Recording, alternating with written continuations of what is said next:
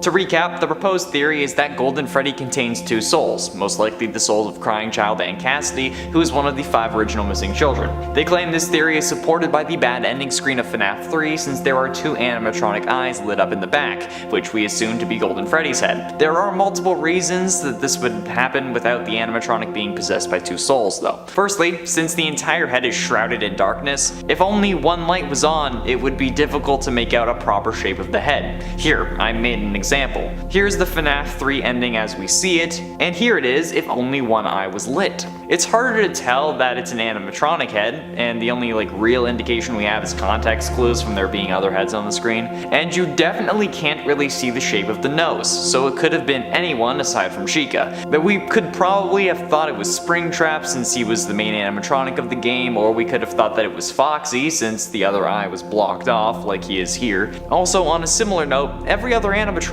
has some form of light splashing over to their other eye, unless it's blocked like Foxy's. This is most notable on Freddy, who has the other eye slightly lit, Bonnie has a stripe of light in the other eye, and Chica has a little bit of light on the edge. So the fact that the other eye is lit is just due to the spreading of the first light, because that's how light works. Also notice how the light behind Golden Freddy's right eye, well, his left or right, is stronger and has a white spot. This is actually the light itself. The other eye doesn't have this, which means that there's only one light behind the 2 eyes. Let's also take a look at the Happiest Day minigame, the minigame that you must complete to unlock the good ending and put all the souls to rest. The good ending has all the lights in the animatronic heads completely off, making the head in the back impossible to see, which means that all the souls are at peace, right?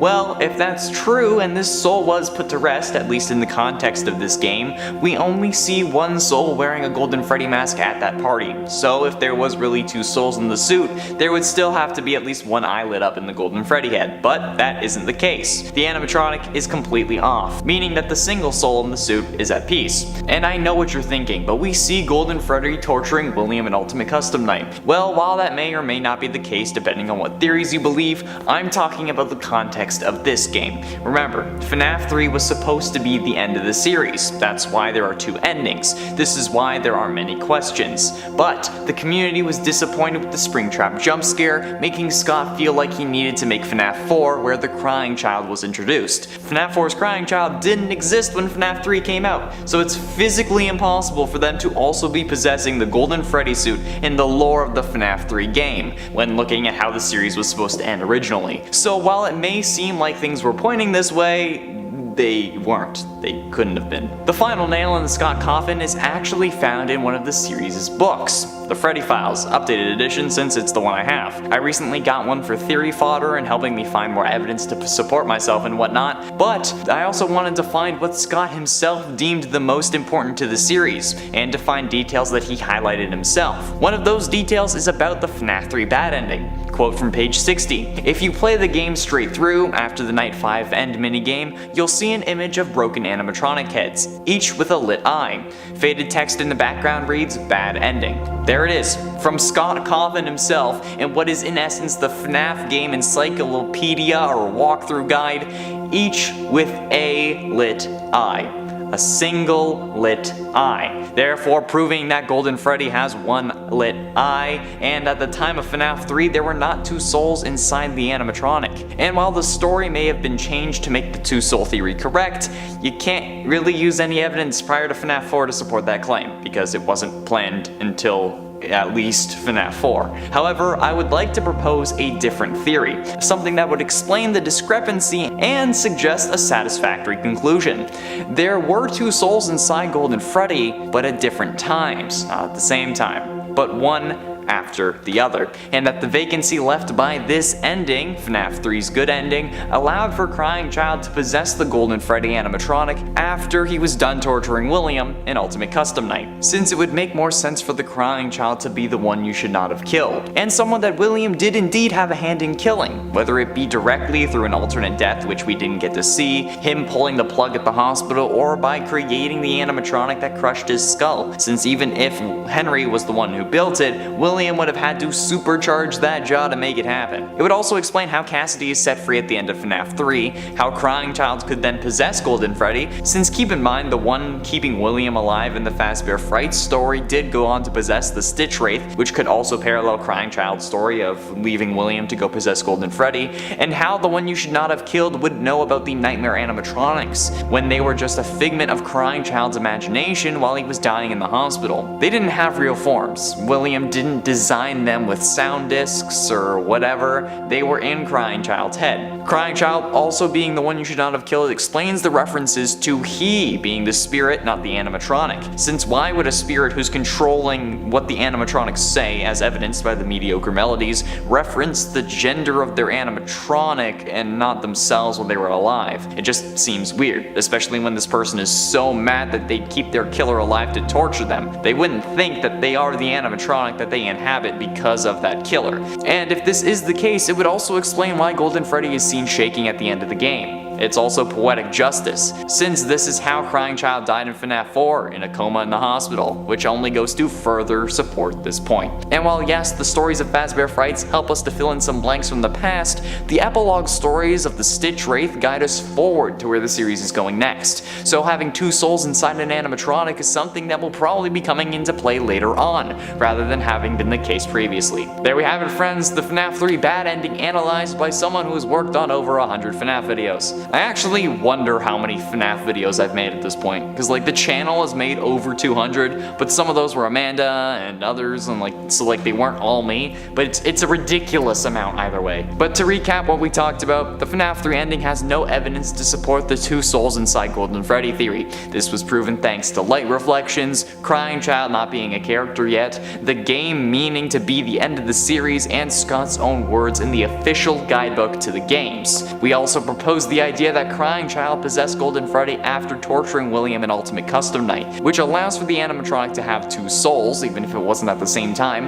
and explains a load of Ultimate Custom Night. It also lets the original crimes to continually play a role in the rest of the series, since all the evidence wouldn't have been burned in FNAF 6 like we previously thought. Overall, it's a good explanation that fills in plenty of holes from the series, and I may make another video going further in depth into more detail, or I may make a series of reels on my Instagram exploring this idea, but I don't know. So I've recently completed FNAF Security Breach, and the endings I got were pretty interesting, but it's nothing compared to what I could have gotten if I had played more than just ending the stream after I actually finished the game. I got the worst ending, and then I got the Face Request ending. But if you were mad about the lack of lore in this game, stick around and let me show you why this game has some of the most interesting lore yet. Let's do it. The worst ending. The worst ending is actually the second one I got, with the Face Request ending being the first. But this ending is just if you leave the Pizzaplex at 6 AM through the front doors. However, this is labeled as the worst ending for very good reason, since after escaping, Gregory obviously runs away from the Pizzaplex, but he doesn't seem to go to any house. Instead, he finds a cardboard box in an alleyway and uses newspaper talking about the children who've gone missing at the Pizzaplex as a blanket, with a silhouette of what looks a lot like him in the bottom left corner, might I add. But it doesn't seem to matter though, since a red light comes on and we see Vanny's shadow appear in front of us. She finally ended up getting us. Now, this actually has a little bit to unpack, because firstly, if Gregory has a home, why didn't he run back there? I mean, yeah, it's later and he's been up for a while, but even if I was stuck in a pizzeria for 6 hours and almost died multiple times and was finally able to escape, I don't care if my house is on the other side of the planet, okay? I'm booking it as far as I possibly can. The fact that he hides in a box and then uses a newspaper as a blanket to sleep. Also, he uses that absolutely horribly, might I add. Like, bro, just turn it 90 degrees and you'd actually have a decent blanket. It would cover your body. And maybe Vanny wouldn't have found you that way. I know that it was for readability in the ending, but whatever, okay? I don't care. Him hiding in a cardboard box, though, seems very similar to how I thought of homelessness as a child. Just grab a box and use it as your shelter. It's also how cartoons seem to depict it a lot. This leads me to believe that he has no home, only adding to the confusion and mystery of his character. How the ever-loving hell does that work? Like, even if he is an orphan, he would have been taken to an orphanage. I don't know how many kids actually run away from orphanages, because, like, it's either that or this. So, I don't know. It makes who he is even more of a mystery, since we know nothing about him other than he probably went to the pizzeria to try and find the missing kids, since he's using it as a blanket. Next up, the good ending. The good ending is probably the least lore-heavy of all the endings, which makes it a simple explanation. With a level 7 security pass, or I guess 7 level 1 passes, since we collect a new one every time and don't really get a better one, maybe. If you go to the loading dock, which is next to the trash compactor that you would have found if you went to the bottom of the map instead of through L chips when first entering the atrium to leave, there was a door that previously couldn't open. But this time, Gregory and Freddy will escape in a van, as long as you have level 7 security. Gregory will be driving the van, but Freddy will eventually run out of power. However, Gregory will actually solve this power issue by loading up Freddy with the charge from the car's battery using jumper cables. Now, how Gregory, a 6 or 10 or whatever year old kid, has any idea of how not only to connect the jumper cables properly to the battery, then connect them to Freddy is one thing. Okay, like maybe he's like a kid who really likes cars. But this still adds more confusion, cause like how does this little kid know so goddamn much? If he's around 6 like I've been thinking since the start of the game, cause like he can fit in strollers and is so short that he can't drive the go-karts on his own, there has to be something more going on here than him just being a gearhead. Like how can he fit in a stroller but also reach the pedals for the frickin' van, dude? What? Next, Princess Quest. This is probably my favorite ending in the whole game because it's something that I was cluing into before I read anything about the other endings to the game, which I only did once I actually beat it because I wanted to make videos like this. Princess Quest ending has to be set up for a decent amount of time before you actually finish the game, since the player needs to locate and beat all 3 Princess Quest arcade machines. The third one is in Vanny's room above Phaser Blast. The second is where you find Music Man Spider, or DJ Music Man for those who aren't cool like I am. And the final is in Roxy's Raceway, in like the beauty salon thing, which I didn't actually check because I didn't think that that would be a thing. Now, you have to beat Phaser Quest to be able to get this ending because you need to discover the room that has the third game in it. So you need to find Vanny's room, and this is what triggers the Phaser Quest ending. And as I was thinking, you need to beat the first game, and then beat the second game, and then choose the Vanny ending and play the third one. This will result in the player actually saving Vanessa, and thus finding Vanny's mask on the floor. How did that save Vanessa, you ask? Like, all we did was beat arcade games? Well, it's actually fairly simple. Help Wanted. If you've seen any of the videos where I discuss the endings of Help Wanted and then how we complete the puzzle and like the final battle and we get locked behind the door, you'll know that I said that us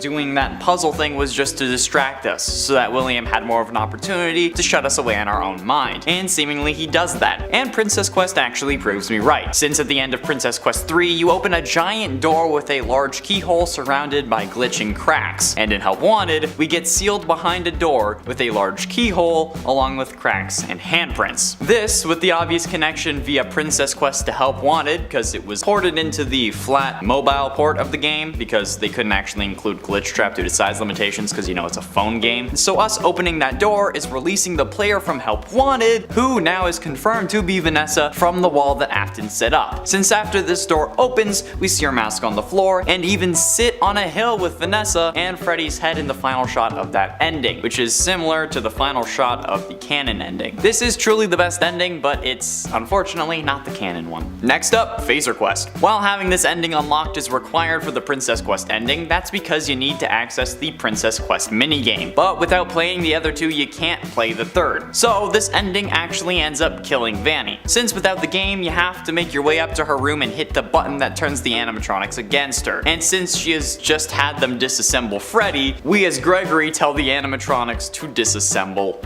her, which results in the first killing to be committed by an actual kid in this game series, because they literally tear her to shreds. We don't see her corpse, which leads me to think that maybe it would have been too gory or because it would have been revealed that Vanny was an animatronic, but I don't think that it would have been the latter. I think that it just would have been too gory, because like Freddy is absolutely destroyed when you see that. That would have been not pretty. But more on that other idea later, because there's another ending that indicates that there's more going on here than than you realize. Get it? Because that's what Vanny says in the trailer. Next, the Springtrap Ending. The Springtrap Ending, or the canon ending, or true ending, whatever you want to call it, is unlocked, as I figured it was going to be, by finding the secret elevator and the secret section in Roxy's Raceway. It's down the stairs next to where you find the test driver head. Instead of actually getting the head, you just go to the left and go down the stairs. This requires your Freddy to have the Monty Claws, however, so this is potentially unlockable right after installing them, since that's when you're given the mission to go to Roxy's Raceway. You can also do this if you choose to stay after completing the game, however that will result in you having to deal with Monty's boss battle in one go without saving, since save states are disabled after you could have escaped, so it's less likely that that's gonna happen. After making your way into Burntrap's area though, Freddy will be taken over by Springtrap using code, or at least he starts to try to take over him, and it's up to Gregory to defeat him by using 3 monitors, and you gotta press the buttons to burn him. The player will also need to avoid the animatronic enemies that are coming for Gregory and use the doors to temporarily lock them out. When Springtrap is finally burned though, the Blob, which was the tentacle monster from the very first Freddy and Friends cartoon, will attack him, making sure that he doesn't get free. Freddy and Gregory will be shown escaping and sitting on a hill together, and I think my original theory about this was right. This tentacle monster was never revealed or never had anything else that had to do with them, but after this game, the final Fazbear Frights book would have originally released, so it would have been after this, but due to delays, the game came out after the final books were released that showed us what the tentacle monster would have been about, and it's how it's in fact Baby, or I guess Elizabeth Afton, who stopped her father but probably will be the one controlling Vanny now, since in the canon ending, Vanny doesn't actually die, and I think that's worth noting. And finally, the Rooftop Ending. The Rooftop Ending is unlocked by exiting the Pizzaplex through the prize counter and clicking leave. This will prompt Freddy to burn the place to the ground and for the two of you to escape onto the roof. I don't know what Freddy's original plan was, because I don't think he would fit on the fire escape. Maybe he would just jump down and then you'd take the fire escape. But when Gregory gets to the roof, Vanny is seemingly there waiting for us, somehow. She grabs us, but Freddy, with his new eyes, actually sees Vanny now and jumps with her off of the roof, causing them both to fall. They both seemingly die, or I guess Vanny dies and Freddy is just inoperational, and we take off Vanny's mask, revealing Vanessa behind it. We look confused and the comic ends. However, before actually ending and showing us the final news clipping, another couple panels are shown, with Vanessa standing up on the rooftop looking down at what just happened. This is probably one of the most confusing endings, since it shows us that there are apparently 2 Vanessas, and while we seemingly knew about the whole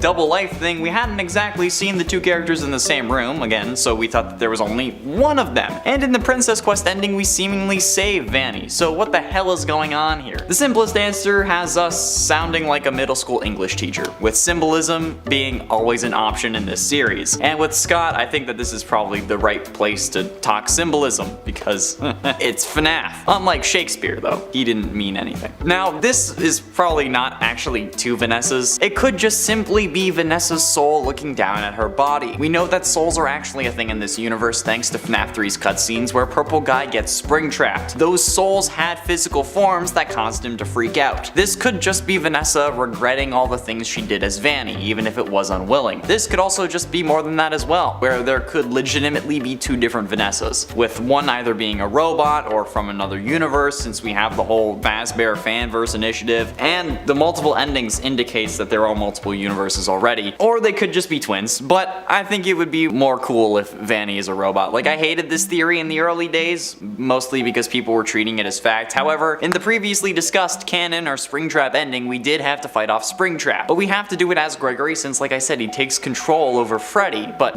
why didn't he take control over us? This man, more than anyone, should know that you always gotta get rid of the kids, because they're always gonna be the ones to screw you. So why didn't he just take control of Freddy and keep us inside, or take control of both of us if he could? I mean, he had Roxy under his control in that same scene, right? So we know that he can control multiple things, and I think it's probably because no matter what, he can only possess robotic beings. Combine this seemingly obvious limit with the fact that Vanny doesn't start bleeding after hitting the ground, and you have some solid evidence, but I'm sure that it was just her soul looking back at what she did, fire surrounding her so that she actually makes sure she dies. Because Remnant can only be killed by fire.